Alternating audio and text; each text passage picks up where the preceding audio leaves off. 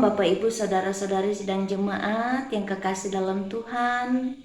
Mari dengar firman Tuhan lagi yuk pada saat ini. Berdasarkan Almanak Nas Gereja Kalimantan Evangelis, kita hari ini akan merenungkan firman Tuhan dari kitab Perjanjian Lama, Kejadian pasal 16 ayat yang ke-7 sampai ayat yang ke-16. Di bawah judul perikop Hagar dan Ismail. Saya bacakan ayat yang ke-10 dan ke-11 demikian. Lagi kata malaikat Tuhan itu kepadanya, "Aku akan membuat sangat banyak keturunanmu, sehingga tidak dapat dihitung karena banyaknya." Selanjutnya kata malaikat Tuhan itu kepadanya, "Engkau mengandung dan akan melahirkan seorang anak laki-laki dan akan menamainya Ismail.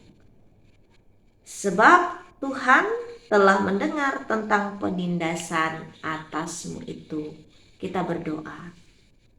Tuhan, Engkau yang akan memimpin kami saat ini mendengarkan firman-Mu.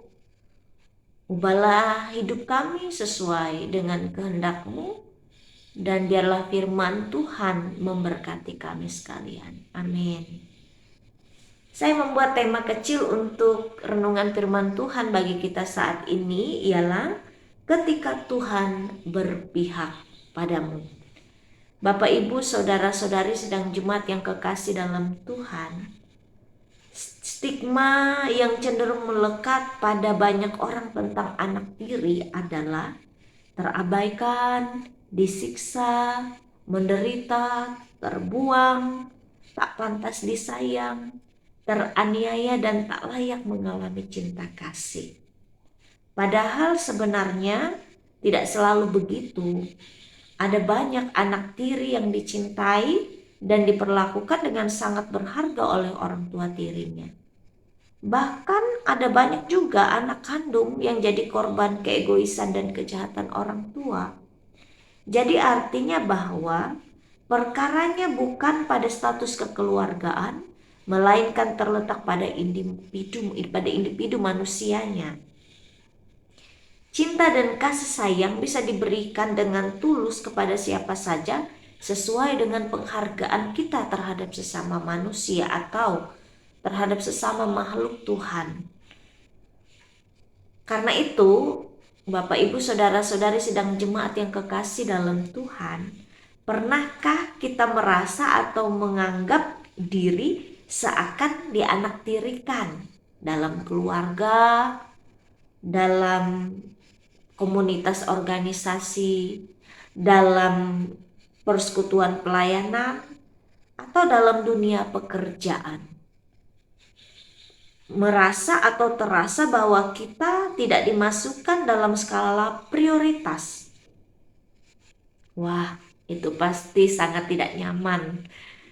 Karena itu, Bapak Ibu Saudara-saudari sidang jemaat yang saya kasih dalam Tuhan kita Yesus Kristus, kemungkinan besar yang dialami oleh Hagar saat diusir oleh Sarai pada kala itu, mungkin itu yang bisa digambarkan seakan-akan dianaktirikan atau merasa tidak pantas begitu.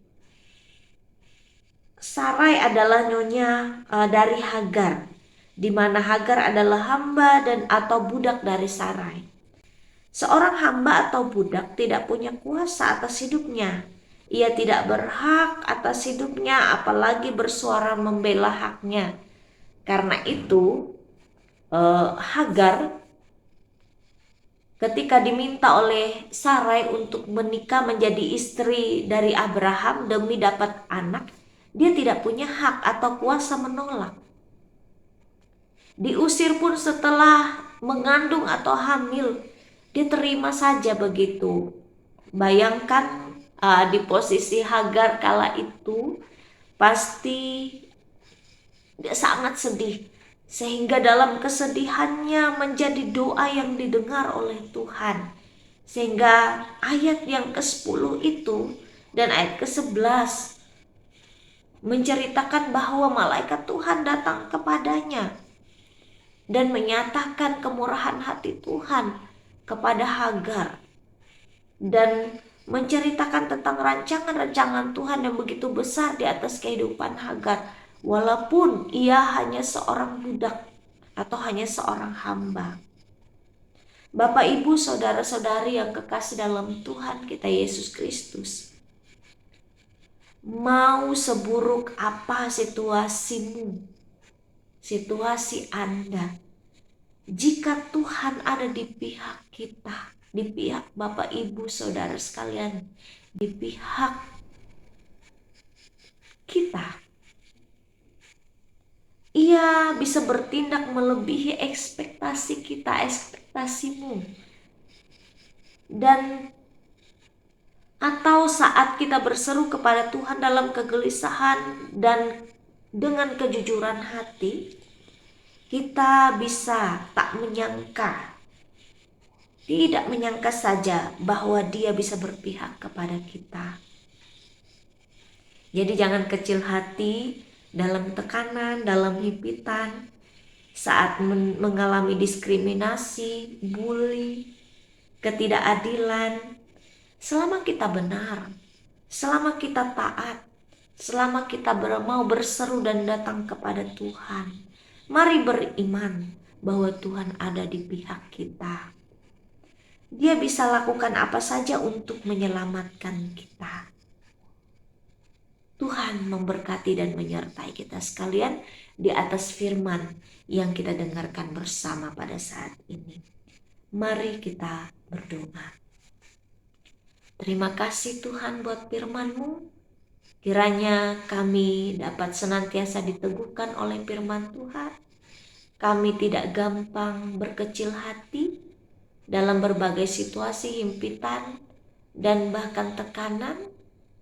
Biarlah kami tetap percaya dan terus berjuang untuk hidup dalam ketaatan dan setia kepada Tuhan.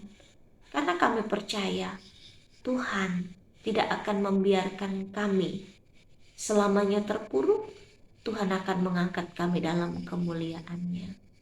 Dalam nama Tuhan Yesus kami berdoa. Amin. Terima kasih sudah mendengarkan firman Tuhan. Kiranya Tuhan memberkati kehidupan kita sekalian. Terus semangat. Tuhan menyertai kita. Shalom.